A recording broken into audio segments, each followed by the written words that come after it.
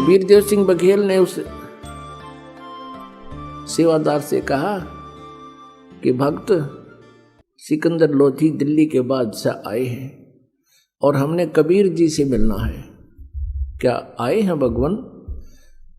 अब सेवक ने कहा कि उनके आने का वैसे तो समय हो रहा है पर अभी तक वो पहुंचे नहीं हैं। तो वीरदेव सिंह ने कहा कि आप स्वामी रामानंद जी से प्रार्थना कीजिए, क्योंकि रामानंद जी मुसलमानों को एंट्री अलाउड नहीं करता था, नो एंट्री थी मुसलमानों की रामानंद जी के आश्रम में।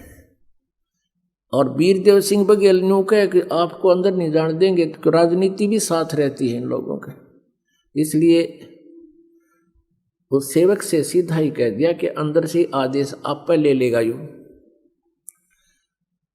तो वीरदेव सिंह बघेल ने कहा कि स्वामी जी रामानंद जी से कहिए कि दिल्ली के बादशाह शहनशाह सिकंदर लोधी जी आए हैं और वो कबीर जी से मिलना चाहते हैं और आपका भी दर्शन करना चाहते हैं, और जब तक कबीर जी यहाँ आए तब तक आपके पास ये विराजमान होकर के टाइम पास करना, तो अपना समय इंतजार करेंगे, उनके आने तक आश्रम में बैठना चाहते हैं, आपकी आज्ञा लेकर आइए, आपकी क्या आज्ञा।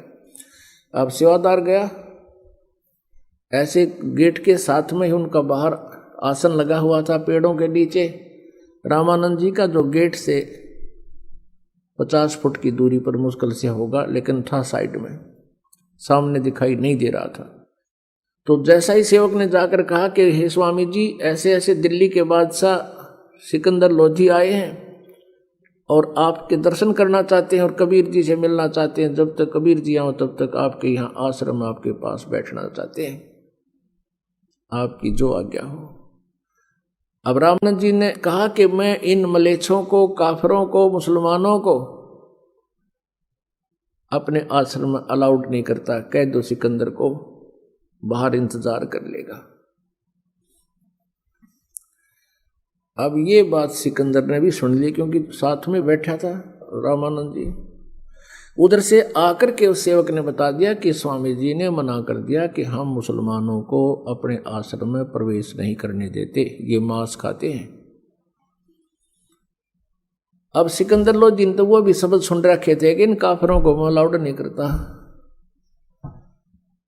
अब राजा वो क्रिमिनल कीड़ा फिर उठ गया, उसके काट ली तलवार। उसने सोची कि एक दिल्ली के बादशाह को और ये 2 कौड़ी का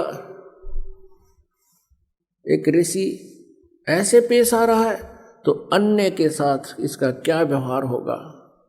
निकाल कर तलवार पहुंच गया अंदर, फिर किसकी परमिशन की जरूरत थी। और जाते ही रामानंद जी के कि तुम हमें काफिर कहता है, ले तुझे मजा चखा, तो उसकी गर्दन काट दी तलवार से, 2 टुकड़े हो गए। अब ये मन गलती तो करवा दे है, एक बार आत्मा फिर रो है, देख इस नीच ने फिर के कर दिया कर्म। आत्मा रोती है, मन को बहुत धिक्कारती है। अब फिर उसका तुरंत याद आ गई।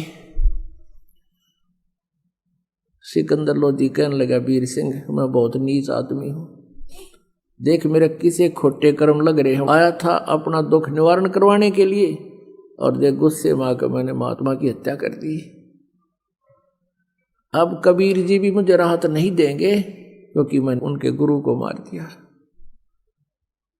अब चल वीर सिंह, चलते हैं वापस। अब कहते हैं परमात्मा 100 छल छिद्र मैं करूं।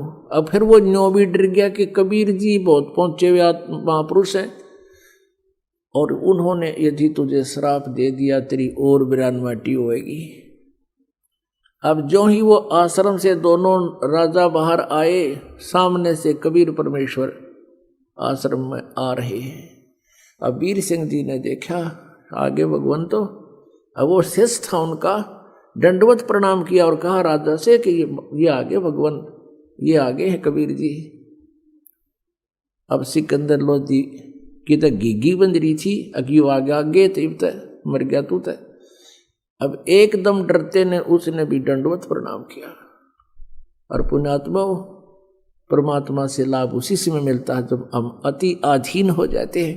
तो परमेश्वर ने उस सिकंदर लोधी को राहत देने के लिए ये भी एक लीला करनी पड़ी, और रामानंद जी भी सेट करने थे, उसमें भी कमजोरी रह रही थी। एक तीर से दो शिकार किए दाता ने।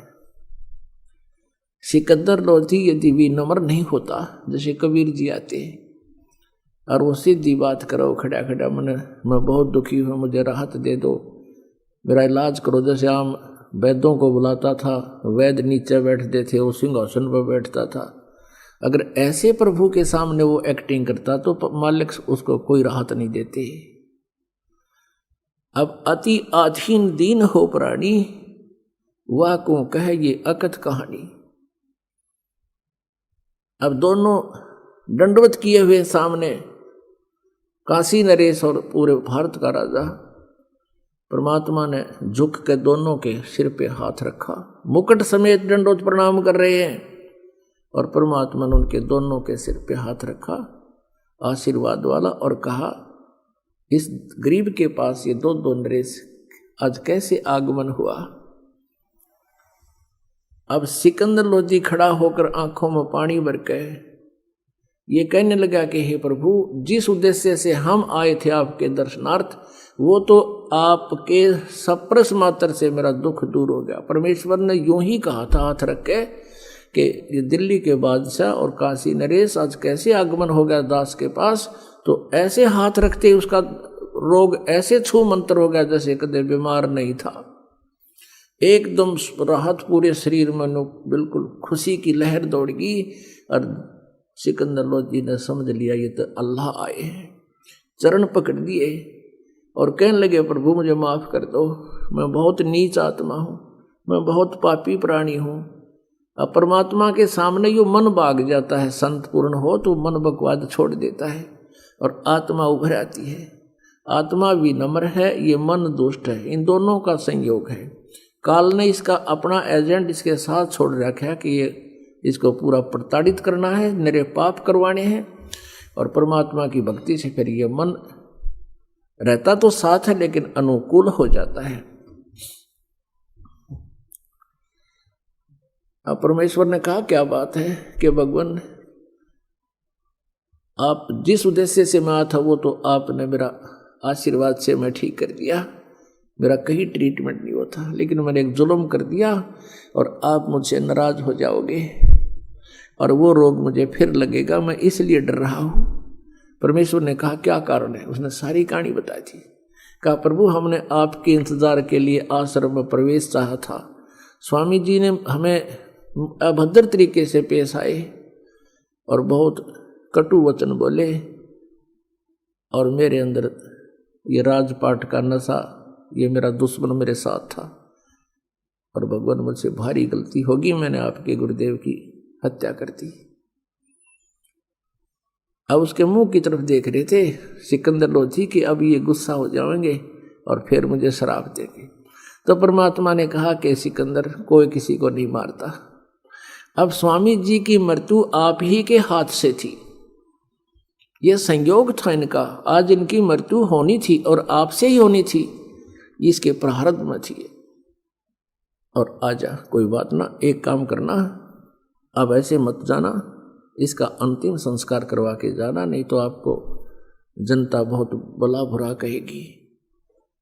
अब जब परमात्मा ने कति सिकन भी नहीं करी, कोई गाली नहीं दी, कोई क्रोध नहीं किया, सिकंदर लोधी जान गया कि तो परमात्मा ही हो सकते हैं। ना इतनी देर में तो आग बुबला हो जा और ना 20 गालियां दे क्या क्या श्राप दे दे।